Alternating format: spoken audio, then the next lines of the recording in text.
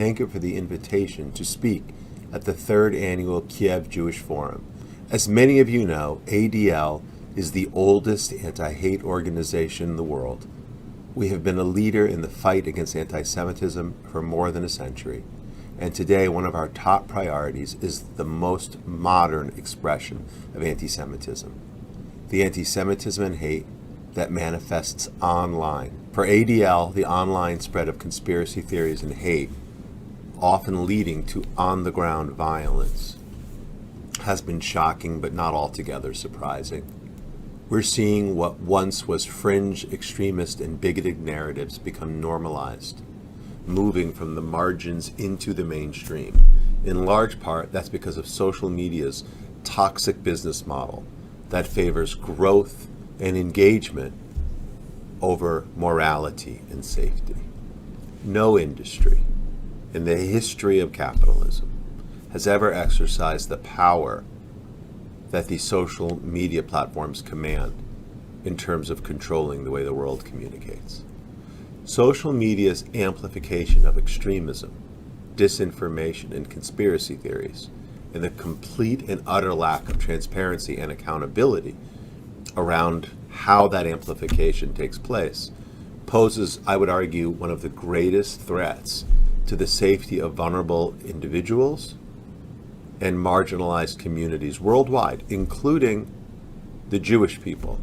The recent Facebook whistleblower, Frances Haugen, recently testified before the U.S. Congress and indeed before the European Commission in Brussels that an estimated 87% of Facebook's spending to address information was on English language content.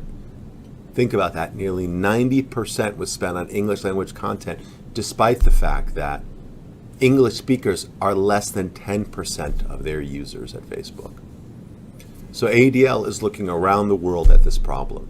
We recently identified 39 separate Arabic language Facebook groups or pages with hundreds of thousands of followers that had titles that specifically were aimed at promoting the protocols of the elders of Zion. In another recent ADL study, we found 25 Spanish language anti-Semitic posts on Facebook that were from groups with a total of more than 660,000 followers and viewed well over 55,000 times. Anti-Semitic content seems to be given even more of a free pass when it comes from foreign leaders and refers to Israel or Zionists. Twitter shockingly still gives a platform to the major media outlets of Hamas, Hezbollah, and Palestinian Islamic Jihad. They use their accounts to glorify terrorism, to lift up martyrdom, and to spread absolutely horrendous anti-Semitic hate and conspiracy theories. Iranian Supreme Leader Khamenei, the head of the #1 state sponsor of terror on earth, has well over a dozen current accounts on Twitter that he uses to not only promote Hezbollah and Hamas, but where he routinely espouses genocidal language directed at the Jewish state and the Jewish people. We need to finally hold big tech accountable for their role in fracturing democracy and inciting violence against Jews and other minorities. So I want to give you an overview of what ADL is doing to make that happen. ADL's Center on Extremism, for decades and decades, has been studying the way extremists across the ideological spectrum exploit the online ecosystem to spread their messages, recruit adherents, finance hate, and commit acts of terror. Our Center for Technology and Society, a unit established by ADL in 2017 and based in Silicon Valley, has deep product and policy expertise. Its staff was recruited out of companies like Reddit, Twitter, and Yahoo. Its leadership has a background in computer science and software engineering. And we regularly generate research and advocacy-focused solutions that can make digital spaces and social media safer and more equitable. Our Center for Technology and Society recommends policy and product interventions to elected officials and directly to the technology companies. We drive advocacy efforts to hold the platforms accountable and push hate back to the periphery of society where it belongs. We produce data-driven applied research through our network of fellows and analysts. We bring to market technical tools and products designed by our engineers using their capabilities in artificial intelligence, machine learning, and natural language processing in order to meet the need for crucial independent data measurement and analysis that allows us to track hate online just as ADL has been tracking hate offline for decades. And finally, we empower the targets of harassment. We work directly with the victims to enable them to more effectively respond to online incidents and push the platforms to create safer online spaces for all. One area where ADL has taken the lead is online gaming. The world of online gaming is much bigger than people imagine. As an industry, its revenues are larger than the movie business and the music business combined. ADL recently studied just one subset of games, online multiplayer games, which are today played by almost 100 million Americans and 23 million teenagers between the ages of 13 and 17 years old. Alarmingly, 10% of teen gamers have witnessed discussions about white supremacist ideology in online multiplayer games. Our survey also found that 7% of adult gamers have come across Holocaust denial in discussions while they're playing games.